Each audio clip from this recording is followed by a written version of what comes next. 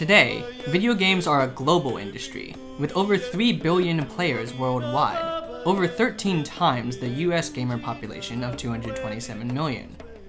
Clearly, diverse global representation is of great importance, and not just for international marketing.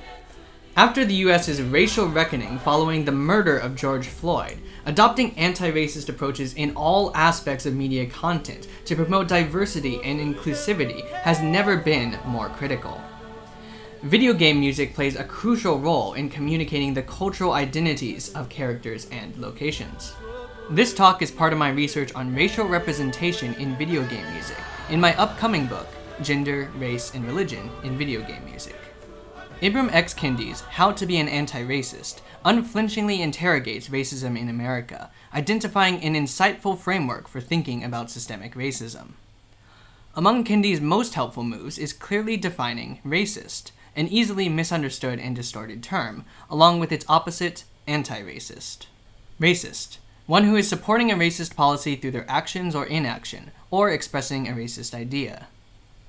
Anti-racist, one who is supporting an anti-racist policy through their actions or expressing an anti-racist idea. Kendi further defines racist policy as one that produces or sustains racial inequity between racial groups. Two important clarifications. First, for Kendi, the opposite of racist is anti-racist, rather than not racist. Second, Kendi uses racist and anti-racist as adjectives, racist policy, racist idea, not as an unchanging label to categorize people. To be anti-racist is not to be against people labeled as racists, but rather to support racial equity. Kendi introduces segregationism, assimilationism, and anti-racism to describe racialized dynamics in society. Segregationism, the racist idea that a permanently inferior racial group can never be developed, supporting policy that segregates away that racial group. Assimilationism, the racist idea that a racial group is culturally or behaviorally inferior, supporting cultural or behavioral enrichment programs to develop that racial group. Anti-racism, the anti-racist idea that racial groups are equals and none needs developing, supporting policy that reduces racial inequity. Note that assimilationism is a form of racism. Assimilationist ideas are racist ideas, because the dominant culture becomes the superior standard that another racial group should be measuring themselves against. There can be no disinterested neutrality. In the US, colorblindness, ignoring centuries of racism and its consequences, is our most threatening racist movement and textbook assimilationism, claiming impartiality while preserving systemic racism. In musical racial representation, segregationism manifests in tropes that essentialize non-European or American music to its differences, which are exaggerated or fabricated to communicate foreignness. Assimilationist strategies establish European or American musical styles as default or universal, whitewashing unique cultural identities to uniformity. Both musical segregationism and assimilationism are racist. We need a third, anti-racist path. Sid Meier's Civilization series stands among gaming's most illustrious achievements, with 6 installments selling over 50 million copies, arresting attention from scholars and laypeople alike. Yet because of its immense influence, Civ's cultural representation deserves scrutiny. To understand Civ's present, we must examine its past. Kacper Pawlacki delivers its most enduring critique. The fetish object of Meier's fantasies is the ultimate empire, namely the United States of America. In other words, by requiring colonialist strategies for victory, Civ squeezes all cultures into becoming the West. Those that do not desire or cannot achieve imperialism, such as the so-called barbarian populations, are destined for extinction, their presence literally erased from the world map. The music of Civilization 1 through 4 similarly conveys Western imperialist, colonial, and culturally hegemonic ideologies.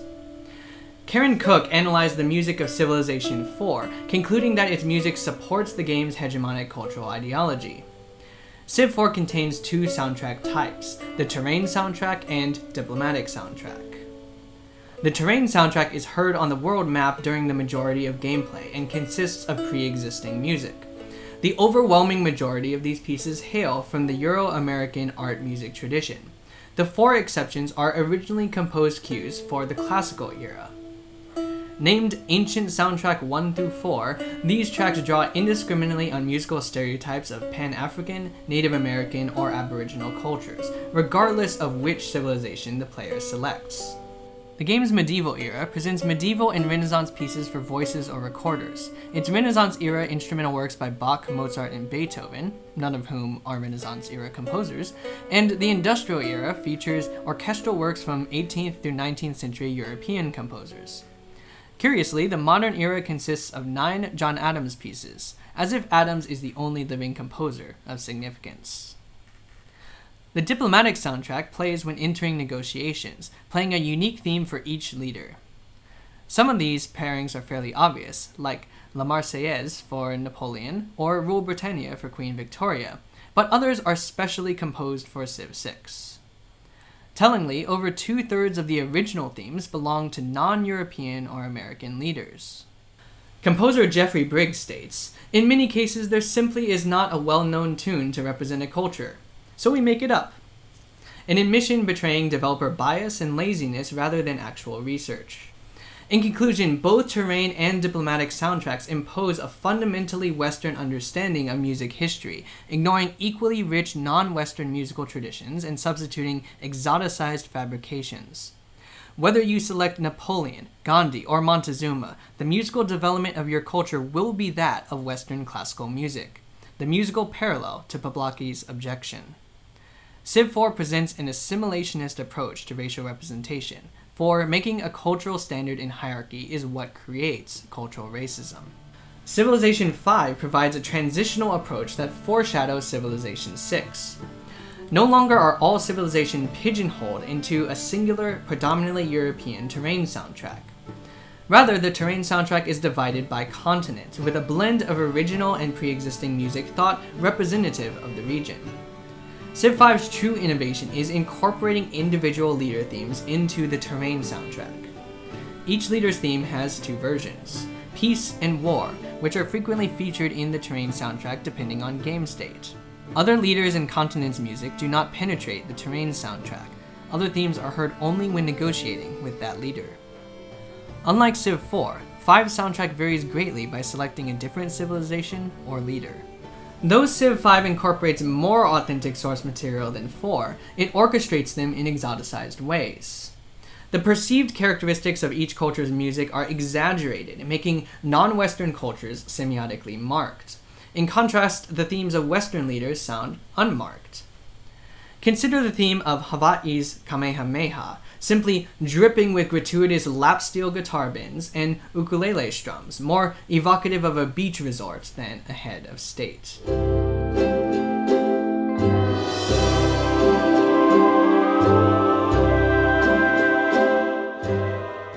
Its war version adds tired stereotypes of Polynesian music, including haka chant and pahu drums, yet still manages to foreground lap steel guitar to eradicate any doubt that this music represents Hawaii.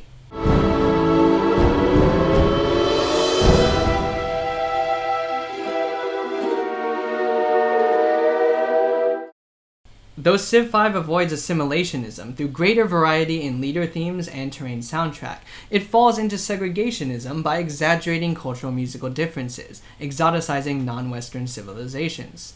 Additionally, each civilization hears predominantly its own sound, siloed away from the diversity of musical others.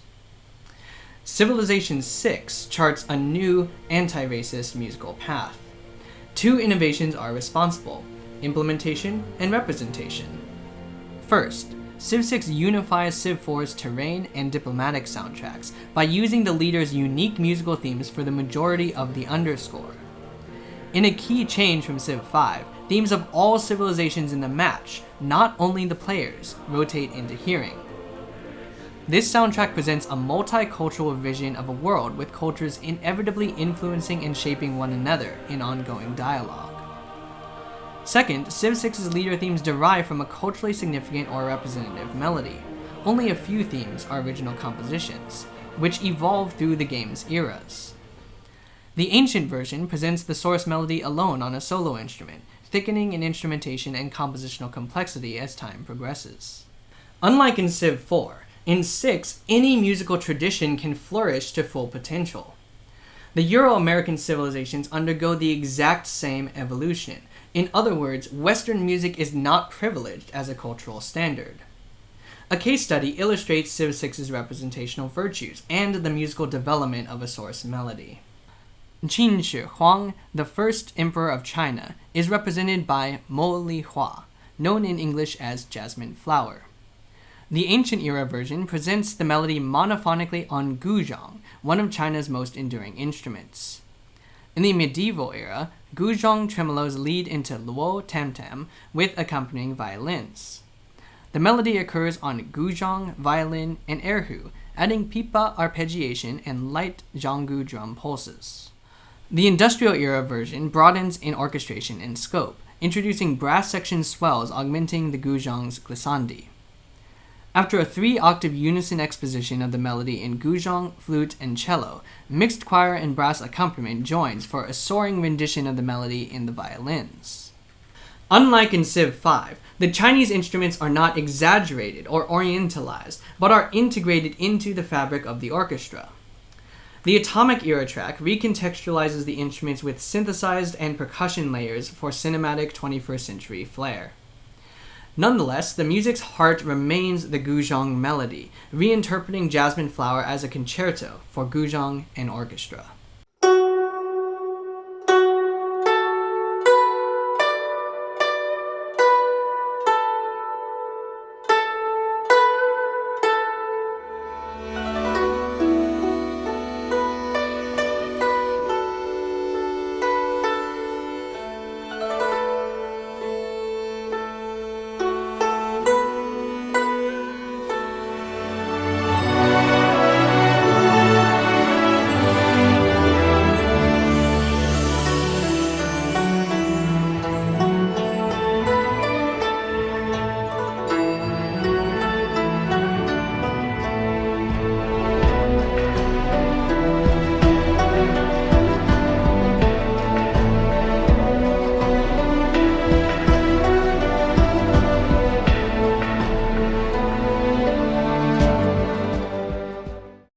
Two further critiques of Civ 6's score could be improved: the use of orchestra as the goal for each civilization's melody, and the lessening of unique musical features in later eras.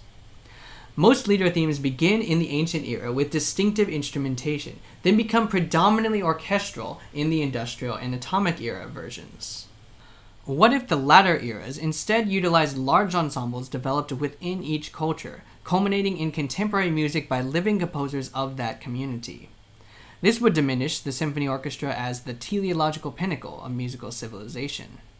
Additionally, the unique stylistic features of a civilization's music, such as microtones, pitch bends, and ornamentation, tend to fade in later eras to better fit with the orchestra.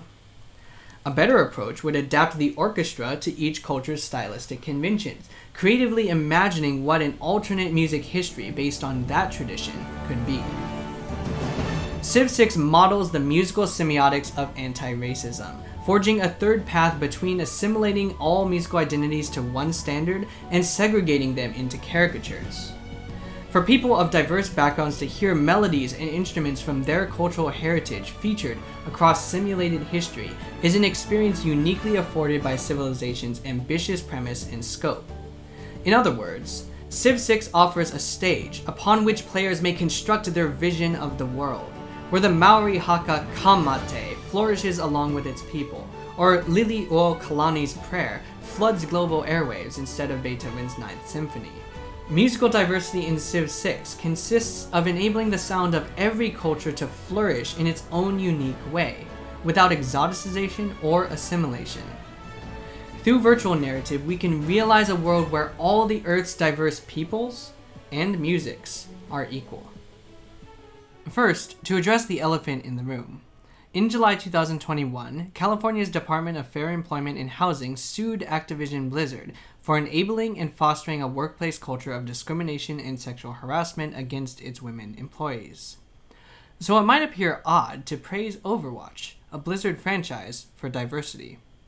However, I believe it is both possible and productive to analyze the game world's representational content as a text, independent from real-world factors.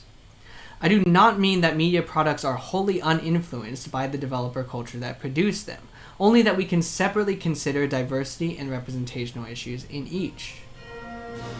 Overwatch has been lauded as one of the most diverse video games in history, with a cast exhibiting an exceptional degree of diversity in nationality, ethnicity, economic class, neurodiversity, age, physical condition, gender, and sexuality. A departure from Blizzard's staple fantasy and science fiction settings, Overwatch re-envisions Earth 60 years in our future around the philosophy, never accept the world as it appears to be, dare to see it for what it could be. Overwatch's demographic representation has been praised as diversity done right, and a vast and deep world built on inclusion. Though the game itself is sparse on narrative, Overwatch's world and character backstories are rigorously developed in transmedial sources, which enable treatment of important character identities with more nuance than is typically found in shooters. While one could view this as relegating identity topics to other media, I consider the choice appropriate to handle personal identity with the high-resolution care it deserves and avoid tokenism. 3 select character examples illustrate Overwatch's inclusivity at work, centering marginalized identities and subverting stereotypes in race, gender, and sexuality. Tracer, Lucio, and Sombra. Overwatch's emphasis on diversity permeates its gameplay philosophy along with its character design. In a multiplayer game, play dynamically generates semiotic meaning through the ongoing ludic dialectic between players, constantly proposing and counter-proposing theories of optimal play. In other words, a game's values are embedded in its systems, as ludic diversity is imperative to Overwatch. Unorthodox heroes like Reinhardt, Winston, Reaper, Mercy, and Lucio allow players to feel like a superhero, even when aim, the holy grail skill of most shooting games, is not their strong suit. This decentralizes aim's hegemonic position in a genre that has been defined by that specific skill for decades. The music of Overwatch is as diverse and globally oriented as its cast. Overwatch's music is considered one of its hallmark strengths for its versatility, memorability, and immersive function. While Overwatch matches are relatively light on music, each map is introduced with its own unique theme that generally incorporates musical elements associated with the location. For example, the American Route 66 features country blues electric guitar riffs, while Australia's Junkertown foregrounds the iconic sound of the didgeridoo. The location's music plays over the loading and character selection screens before gameplay begins. Thus, music establishes players' sense of place, carrying with it semiotic and ludic implications. These location-based map themes form the majority of Overwatch's soundtrack and the crux of its musical cultural representation. Although these location themes are not, properly speaking, character themes, most locations are linked to a particular hero, and individual musical themes for each hero will be composed in Overwatch 2. For example, Hanamura, Japan is the birthplace of Hanzo and Genji, and Dorado, Mexico is the elusive Sombra's hometown. Other maps correspond to nations represented by heroes, such as Paris and Widowmaker, or Eichenwald and Reinhardt. Only 6 of the 30 playable maps are not linked to a particular character. The transmedia content, such as the short film Dragons or Orissa's and Doomfist's origin story videos, musically characterizes the heroes further, integrating musical references to their cultural backgrounds. In the music of Overwatch, cultural representation translates to personal identity, just as individuals are indelibly shaped by their place and culture of origin. Analyzing musical topics and topical troping in Overwatch elucidates how its diversity permeates its entire soundtrack. The component topics of Overwatch's location themes may be broadly divided into 2 meta-topics, technological and cultural. The technological meta-topic encompasses features generally characteristic of electronic dance music, including synthesized timbres, a danceable percussion beat, especially when electronically generated, and digital music production hallmarks like filter or panning sweeps. Cultural describes musical elements associated with a particular culture or tradition. The map theme's explicit connection to cities makes easy identification of cultural specific sounds. Each topic corresponds to a crucial theme of Overwatch's narrative, the technological to its futuristic setting, and the cultural to its diversity, and their interplay reveals the game's musical meaning. When two or more topics exist simultaneously in a musical passage, the juxtaposition results in a topical trope, a process by which new meaning emerges from atypical or even contradictory associations between topics. Robert Hatton proposes the concept of compatibility, which enables us to theorize how harmoniously two musical topics are integrated. I have analyzed Overwatch's 31 location themes according to the degree of compatibility exhibited between its technological and cultural metatopics. A detailed case study analysis of Hanamura illustrates Overwatch's remarkable fusion of the technological and cultural. The track opens with shimmering synth pads and a very faint clap on beats 2 and 4. Then a synth string bass enters, supporting an arpeggiated koto riff outlining the pitches C, D flat, F, G, A flat, which correspond to the Japanese myako bushi mode. After a transitional crescendo interweaving synth electric bass 8th note pulses, rising horn gestures, and a torrential filter sweep, an animated electronic percussion beat drives the track's momentum.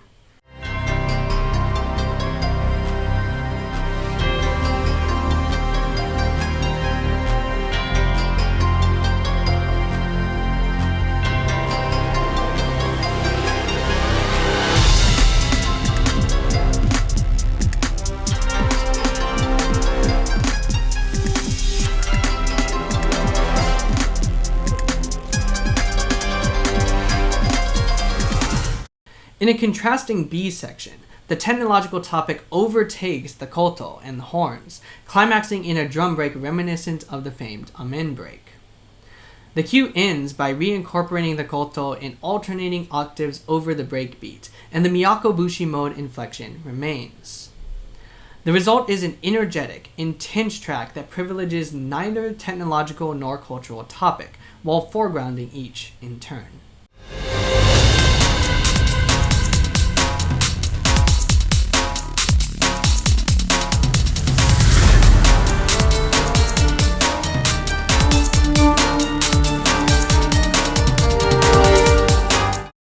Overwatch's location themes predominantly exhibit a balance between technological and cultural topics, producing a synthesis greater than its individual components. Its characters walk the same tightrope between technology and personal identity. As with real individuals, Overwatch's heroes carry their unique cultural formation wherever they travel, which cannot be ignored or erased. They are three-dimensional beings that cannot be defined by or reduced to their national heritage, as would be conveyed by musical themes stereotypical of their culture. IGN's review echoes this observation. Each location theme perfectly fits the setting without venturing into caricature. As in Civ 6, balanced integration of cultural elements is key. If all location themes used only cultural topics, the result would be segregationist. If solely technological or orchestral, it would assimilate away heroes' racial identities. Like Civilization 6, Overwatch's music models anti-racist storytelling that allows the cultures of its people and places to exist harmoniously in the same musical universe. Thanks to its public prominence and commitment to diversity, Overwatch is a lightning rod for controversy and criticism, calling out areas needing improvement, though there is not time to unpack the following list. Musically speaking, certain European location themes are unmarked relative to non-European themes, giving the impression of Europe as the default, and Dorado and Lijiang Tower exhibit musical stereotyping. However, despite its numerous representational blunders, the heart of Overwatch is committed to diverse representation in video games. Overwatch dares us to see the world as it could be, pointing to a happier, brighter future for video games where any player may feel welcome. And that is heroism worth celebrating.